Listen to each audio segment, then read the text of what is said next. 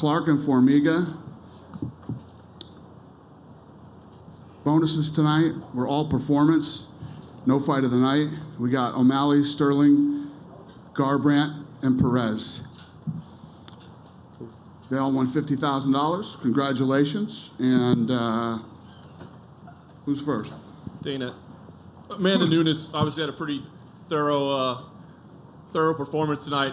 Curious just kind of what you thought about Amanda's performance and what you do with her next when she's just seemingly on this higher tier than anybody right now. Yeah, no, this card was awesome, and it was a good night. How do you guys like watching fights in the Apex? Great, right? It's actually fun and looks great on TV. Really happy with it. And Amanda Nunes, I told you guys many times, is the GOAT. Tonight she put on a clean. You saw everything tonight. You saw power punches. She set the tempo, set the pace of the fight, did what she wanted when she wanted to do it. Kicks to the legs, kicks to the body, kicks to the head, takedowns, takedown defense, elbows. I mean, just everything that you could see in an MMA fight, she put out there tonight. It was a bad night to be in a tent, huh? Yeah, she looked good. And then when you think about opponents, we think back to Anderson Silva, John Jones, and many others that, you know, we were sitting here having the same conversation. Who's next? There's always somebody next. Yeah. Great night for the bantamweights, of course. You said going in you were looking at Sandhagen and Aljamain as a #1 contender fight. Obviously, Aljamain looked impressive. Is he getting his title shot now? That Matt Serra Brazilian Jiu-Jitsu, yeah. Well, you guys know what the next fight is, but yeah, he'll get the shot after that. Nice. Is there any thought at all? I mean, although Jan keeping it together, some people were saying maybe that was so impressive you might break that fight up. I think that fight's done. Nice. Report this morning that Fight Island is Abu Dhabi.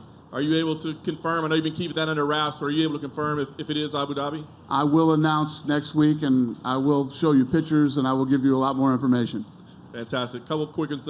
Conor McGregor took to social media just a little bit ago and said he's retiring. Curious if he spoke to you, if you guys knew something like this was in the works. He says he's done. So I'll remind everybody that we're in a pandemic. The world is a crazy place right now with all these things that are going on. And, you know, I think that everybody feels this right now. There's no fans, can't travel the fights around. You know, I think everybody is pissed off, confused, you know, been locked up in their houses for 3.5 months. People are wearing masks. People are, you know, there's protests, there's riots. The list goes on and on. And I don't know. I don't, listen, if you don't think that what I'm doing right now is probably the hardest thing that I've ever done, and if you don't think that, here's the thing about Masvidal. We just signed a new deal with Masvidal. Masvidal just signed a new 8-fight deal. He's got 7 fights left on his deal, you know? And my people were working with him and trying to get a deal done with him when he already has a deal. John Jones has like 7 fights left on his deal. He just signed a new deal less than a year ago. So guys, you can say whatever you want about it. I have a deal. We just did a deal with both guys. This isn't one of those scenarios where like they've got some 3-year-old deal and it's like, oh man, that was 3 years ago. I'm in a much different place. This was months ago. Dana, Jim Greasehaber, cage side seat. Just a question about leading from the front. You know, I was talking to Dave Lockett earlier about you guys are leading from the front in the sports world. You're the first to do it. You're the only ones doing it. You're taking a lot of shots doing it. But you're succeeding in so many ways. Can you talk about that mentality to lead from the front? You're vulnerable, people taking shots at you, but you're also leading that charge and giving people what they need in a lot of ways right now in a tough world that we live in. Well, thank you, sir. I don't know if that was a question or a compliment, but I appreciate it. Want your statement on that, what it feels like to be leading from the front. You know, the bullets are coming at you, but you're also leading the way. It's a catch-22. It feels great, and it's a fucking nightmare at the same time. Let's put it that way. So I'll tell you, I said it 2 minutes ago, it's the hardest thing I've ever done. And I was here when we bought this thing, and this thing was dead, and we had to literally get people interested in it. So to tell you that this is the hardest thing I've ever done, that's a hell of a statement. And you still get up every morning with that same piss and vinegar that you've always had from day one? I do, yeah. I don't know how much of this shit I got left in me, man, but I'm still doing it, yeah. Hey, Dana. Is it time to do Valentina versus Amanda again? For the third time? No, Amanda won twice? no interest in that at all? No, I don't think that's the right fight for Valentina. First of all, and if you look at Amanda, she's the queen of 2 divisions right now, 35, right, and 45. And I think what you'd see before that is a couple more wins from Weili, and that fight happening before you would see the Amanda fight again. I don't know if you saw Dan Le Batard declined your offer of $250,000, said that's too low, and he's going to come at you with a counter on it. Let me tell you what, the last thing anybody wants to see is 2 50-year-old idiots fighting, okay? One thing that we've all learned from the fight business is nothing good comes out of 50-year-olds fighting. Except there's a shitload of people who love to see me get knocked out, and there's even more people that would love to see Dan Le Batard get knocked out. So this isn't a negotiation. I put up 250. What's he putting up? We're negotiating? You said you want to fight me for charity. I said, okay, I'll put up $250,000. We'll do it. You're lowballing me like all your fighters, and there will be a negotiation. No, idiot. There won't be any negotiation. You want to fight? Let's fight. We'll do it. Did you see Jorge Masvidal offered to train him? Yeah, I did. Just He's out of work, so makes sense. just going back to the Conor thing, you said that you're not surprised anything can happen right now. But did you hear from him personally about that, or was that? No, that one of my people grabbed me and showed it to me on social media. But that's Conor. You know how Conor works. That's how he does things. But listen, Conor. There's been a handful of people that have made this thing really fun for me, and Conor's one of those guys. And I said the other day to somebody, when you look at the star power that Conor McGregor, the star that he became, he introduced this thing globally to people in places that had never seen it before or been interested in it.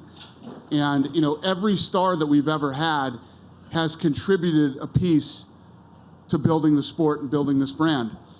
Conor's been fun, it's been awesome, and he's got, I heard some information today, which is funny that it was today. It's because of this deal that I'm working on.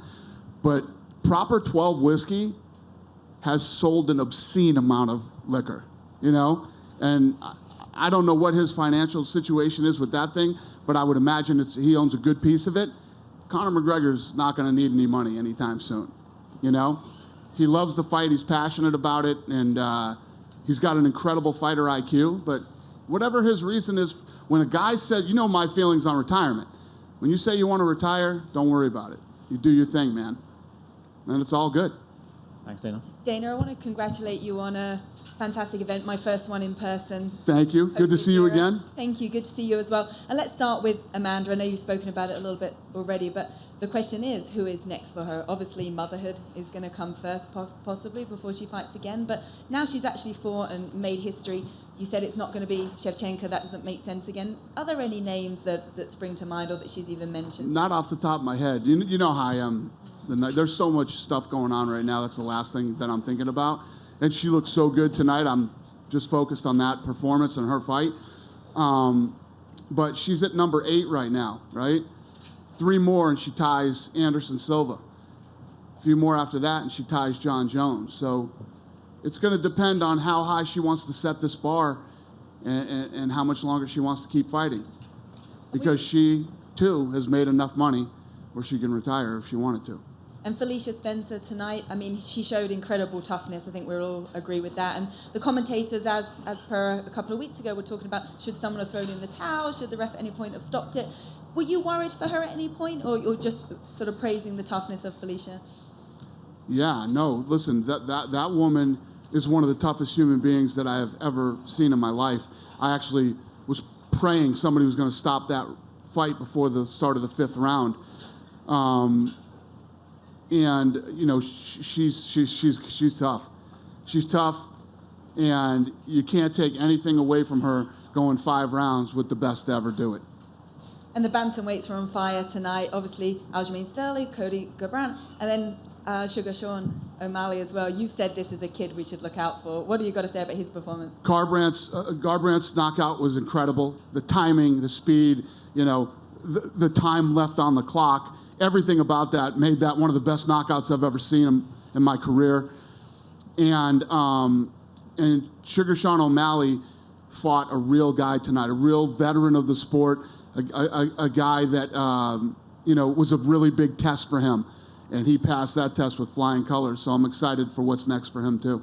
So Aljamain will fight the winner of Aldo and Yan. That's obviously Correct. going to be what, in a month or so's time. Yeah, I don't know. Off the top of my head, I don't know. So- Fight Island though. So how much longer before? So July. July. So Those how guys much will fight longer in before July. He gets his shot, because obviously they then need to Who? rest off Aljamain. Oh, I have no idea. No idea. Yeah. Okay. And I want to ask you about the welterweight division as well. I know you've addressed Masvidal and wanting more money on that kind of stuff, but I want to focus on the title fight, Usman. You said it could be Burns, but we had Leon Edwards on our show at BT Sport tonight saying that he's been in some talks that he could in fact get that next title shot. So who's the front runner? We'll see what happens. Ooh, not giving anything away. Nope.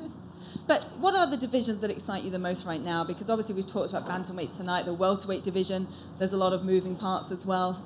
They seem to be the front runners. Of the what? division that excites you the most right now, where they seem to have the most. Oh God! I mean, all these divisions right now. The 170-pound division tonight.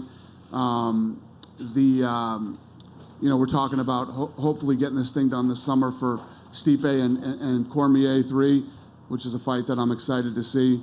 You know, a lot of fun stuff. And I'm excited to see Whaley fight again. Thanks, Dana. Great to talk to you. Thank you. Hey, Dana. Just to go into, you know, O'Malley tonight even said he wanted more money and he was not happy. And so when you're looking at, you know, Conor and Jones and Masvidal and all this, not one individual, but just collectively, does that do anything to the brand when you have all these people and all these notable names making those kind of comments? Yeah, we've been here many times before. This isn't the first rodeo. With one guy, not No, like that's not true. one time. Right? Not true. We've been here before. This has happened to us before, more than once too. Why do you think it's popping up at this time? Like, what is it causing it right now? How the hell do I know? Well, I mean, you're talking to the guy, so I assume you would. I'm not talking to him. I have no idea why this is going on. And then So you want me to tell you why this is going on right now? well, I love you. You know I love you, but that is a really stupid question. no, it's not a stupid. Such a stupid question. You know what you're talking. We're in a fucking pandemic, and the world is going crazy right now, and all these guys are like, well, I want more money too. I want more money. But let me tell you what's going to happen. I'm going to tell you what's going to happen. I'm going to predict the future here. Most of the media in this country is going to get laid off in the next several months. And that's going to be a big, and everybody wants more money. And nobody wants to get laid off. And all these crazy things are going on in this world right now. Nothing is normal right now. Everything is crazy. And I am the only guy that is pulling off sporting events right now. Right. I get that, but you're asking me a question. I don't fucking know. I can't tell you what's going to happen in the next fucking month with my business. I don't know. I don't give a fuck. Right. I'm doing what I can do to keep the bus on the fucking highway here, or the train on the tracks, or whatever you want to call it. I don't give a fuck. If people don't want to fight, you don't have to fight. If you're afraid of COVID-19, stay home. If you're fucking, you know, whatever your deal is, you don't have to do it. I couldn't explain to you anything that's going on planet Earth right now. And neither can anybody else. Did you, this thing from Conor seemingly out of, you know, he's retired before, but had you seen this coming? Like, had you had any conversation with him that would indicate he might be planning to do something like this? He's been wanting to fight. He's frustrated because he wants to fight. I'm sure that is a piece of it. And the no fans, you can't have him fight? Is that essentially? No. It's not that we can't have him fight, but who do you want to fight right now? Okay. Fight Ferguson? I mean, you want to fight, you know, he had called out Masvidal. Masvidal, okay. You know, who do you fight right now? And where do we fight Conor McGregor right now? Fight Island isn't even up and running till July. So if you look at all the problems to run a business like this, multiply it by a fucking million. Right. And that's where we are right now. And then And there's a lot of other shit that goes on behind the scenes right now that, it's a wacky time to be the first guy putting on live sports when a lot of fucking people who are nutty as hell didn't want you to. you put on a show headlined by two women during a pandemic, and this wasn't Ronda Rousey versus Liz Carmouche, and didn't get that kind of attention. But I understand that you were tracking fairly well on the show, right? So is Amanda become a draw herself, or do you think that it's just the fact that the sport has become, during the pandemic, the attraction? Tonight was a very big night. The kids that are fighting right now, especially when you're a champion and you're reaping the pay-per-view benefits, are doing very well. This is the only game in town. And when I say that, I mean on the planet. And we're a global business. So, yeah, these kids that they get a piece of the pay-per-view are doing very well. Mr. White, this is my first time back since the pandemic, so I haven't had a chance to ask you. When everything got crazy, it was, okay, this fight's happening, now it's not happening. Now it's going to happen at Apex. Next thing you know, Nevada says, we're not doing it. So Florida, you had success there. All of a sudden, Nevada had to change of tune. What exactly happened there to allow them to bring you all back? Well, I wouldn't say that they changed their tune. Things started opening up again, you can drive down the street and go to the casino right now, play cards, go to a bar, go to a restaurant. It all started to open up again. But again, it was all part of being first. We were first. So there was a lot of pressure on us being first to pull everything off the right way, because nobody knew what the right way was. So I'm telling you guys, if I could tell you guys, you wouldn't fucking believe it. You wouldn't believe it. But we're doing it. It's going. It's moving. We're working. We're doing it. One of the biggest, I guess, positive takeaways that we can get from this whole pandemic is that in every industry, and especially like you said, we're blazing a new trail. We're learning that we can do things that we didn't know that we could do them that way, and it's going to change how we do business in the future, I think.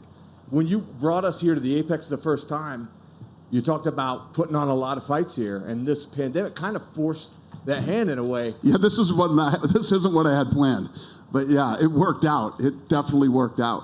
So yeah, going forward, one of the questions that you're asking about these other sports, it's 100% safe for these other sports to go right now, but they can't go. They can't go because I don't sit up here and cry about the financial side of this. That's not your problem. It's not the fighter's problem. All these other sports are trying to negotiate deals with their athletes right now to take less money, right? Because what happens is you're going into these, let's say this isn't true, but I'm just saying, I'm using an example. The Denver Broncos, okay? The Denver Broncos are like, wait a minute, we're going to put on an event that's going to go on TV, but we lose our live gate, our attendance, right? We lose concessions and we lose parking. It's a massive number to these teams, right? It's like college football. You're going to put on a college football game where some of these teams sell 125,000 tickets to a game. Some do 80, 90,000 tickets to a game. That's why they're not starting. That's why they're not going, because the financial burden is tough. I haven't taken $1 from one employee or one athlete. I haven't asked anybody to renegotiate their contracts. So, Well, and just one thing I'll say, and I'm not just saying this because you're in front of me. It's genuine. The general public doesn't really get to see behind the scenes, and I will tell you, I'm very impressed with the standards you guys have in place. I see all the hard work that you and your staff have done, and it doesn't go unnoticed. I know you've been pretty frustrated, and you vocalized that a few days ago about some of the people who are, the detractors and the naysayers. You guys are doing great. Thank you. I appreciate it. It means a lot. You've taken a tremendous amount of backlash just to try to run your business since trying to get back into this. But you mentioned that you have so many people gunning for you. Could you elaborate on that? Is it politicians, regulatory bodies? What? Name it. Name it. All the nuts are out. They're all fucking coming after us, man. It's crazy. Yeah. Name it, and they've come. What would you say is the number one, besides the pandemic in general, the number one thing that's been the toughest hurdle for you? Being first. You know why none of those other leagues could be first? Because they couldn't handle the bullets. The PGA was going to go, I think that weekend when everything shut down, and they got annihilated. They couldn't take the pressure that they were getting. And then once that all starts to go, it just starts to pile up, and you just have the nuttiest of the nuts coming after you. And it takes a certain type of person to stay in there and keep going. And we're like I said earlier, we're 5 fights in, and it's still crazy, man. Still crazy, and a lot of people did not want this to happen. A lot of people did not want this to happen. Why do you think that is? It's like that's what like Kevin trying to ask me why is this going on? Why are these people doing this? I can't tell you why. I think that's part of the thing too right now. A lot of people are confused. A lot of people are angry and scared, and whatever their thing is. There's a lot of that going on right now. And believe me, I hate to be Mr. Negative, but I don't even think I don't think the worst is still yet to come. The worst is still yet to come. You're going to see a lot more people in this country getting laid off. If you just look at the financial situation, being off for 3.5 months, right? And you look at the stock market, and you're like, how the fuck does that make sense, right? There's going to be a huge domino effect. It's going to start with layoffs, bankruptcies, then it's going to hit the real estate, and God knows what else. And this COVID shit, who the hell knows what's going to go on with that thing? And so these are, you see these commercials. These are very uncertain times. Yeah, you think? Who knows, man? I'm just fucking digging in. I haven't laid off any of my people. I'm trying to take care of all my people, including the fighters, keep them working, and, I'm doing everything in my power to do what I can do. And anybody that, listen, you guys have known me for a long time. Anybody that doesn't want to roll with me, get the fuck off the bus. Get out of here. See you later. Do whatever you want to do. Nobody is making anybody do anything. When you have these fighters lining up saying, we need more money, we're not getting paid enough, and yet you're trying to get the next show on, and the next show, where in the priority are they when you're just trying to keep the doors open? Well, the priorities are the guys who want to fight. They're the priorities. So the guys who want to fight, we'll keep them fighting, and these guys can make There are more eyeballs on these kids right now than ever in the history of the business, ever. We are at an all-time peaking high right now with numbers, with people watching right now. And you guys have to feel it with the traffic. I mean, we do this show at Laura Sanko, right? In the back, she's live. And it was the last one, I think. She pulled 7 million viewers. Fucking thing we're doing on the back on social media. She's pulling 7 million viewers on that thing.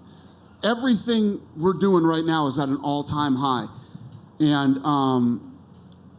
so these kids that want to fight, I'll make them money and I'll keep them busy. You were very complimentary when you went to Jacksonville, and now, I don't know if you've kept up with, it seems like a lot of these leagues will be going there. They should. Have they reached out? Because obviously they have to do exactly what you've done in terms of bringing in the players, the coaches, the media. They have to test them. So they're going to try to copy you in July. Have they reached out? Yeah, we had several leagues reach out to us, and we shared we had tons of businesses and everybody, because we had a plan not only for the athletes and the sport and the media and everybody else, but we had a plan for opening the offices too. So we've shared that with anybody that's wanted to look at it. What was the key about Florida? Because again, they looked at California, Nevada. What was it? Were they just helpful? Were they? They were willing to work with us and make it happen. The way that you make something safe is you have your local government work with you and figure out solutions to the problems. Hiding in your house is not a solution for 4 or 5 months, you know? And I get the whole flatten the curve. I stayed home. I did it too. How long are you going to stay home? How far are you going to let your business just collapse and your employees get laid off and make no money? None of that makes sense to me. I knew I could do this, so I did it. You said it's 100% safe. Again, when you had the first fight, you had one fighter test positive, and I think there was some concern. Since then, Listen, nothing is 100% safe. My car ride home tonight's going to be very dangerous. You know what I mean? Nothing is 100% safe. But we've done everything we can do it within our power to try to control this thing as much as it's humanly possible. In the back, Dana. Hi. Hi there. So tonight, Devin Clark took a knee before his fight with Menifield, whose father was killed by the LAPD. And then earlier this week, we had the NFL issue a statement about the protest. And it kind of ties back together because that's where the kneeling started. What was your feeling watching the other leagues respond to the protests around the country and the world? And in light of some of your fighters speaking up, is the UFC prepared to make a statement, or have you talked about it at all? About what? I don't understand the question.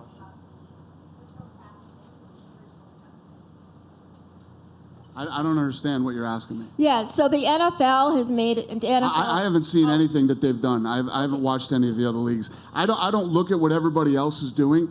I do what we do. And you know, our guys were.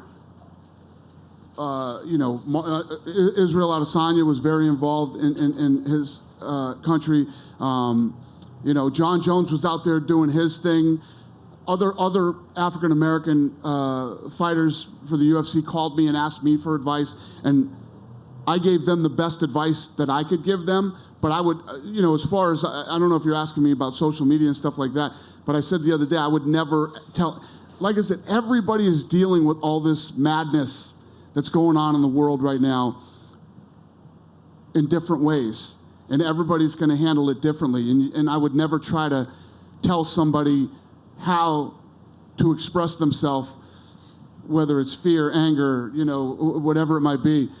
And the beautiful thing about America is everybody can and however they want to. So I would never do that. No, my question wasn't if you were watching what the athletes were saying. My question is, was the UFC, were you all considering making a statement as an organization? About what? About the protests, or about the reason why the athletes were kneeling in other organizations? I don't even know how to answer that question. So it's a no. Okay. Okay, it's a no. And then finally, you said no one wants to see two 50-year-olds fighting. Yeah. But I see Mike Tyson and Evander Holyfield looking like they want to scrap. Who you got in that fight? I don't know. What I would like to do is take them both out to dinner and say, hey, let's not fight. Mike Tyson I talked to, and Tyson told me, I can't explain it to you. I'm a fighter, and I always will be till the day I die, and I feel it in my gut, and I want to do it. And he's a grown man, and he can do whatever he wants. So I said, you know, Mike, I love you, buddy, and yeah, I support you. I'll be good luck, and I'll watch it. And you know, Tyson's still explosive. He's still fast, and we all know who Evander Holyfield is. I mean, that guy is a stone cold warrior to the core. So. I don't know. I don't know who's going to win that fight. And they're actually not 50. They're older than me. They're like 7 or 8 years older than me. So, yeah, I wish them both luck. No? All right, you guys. Good night.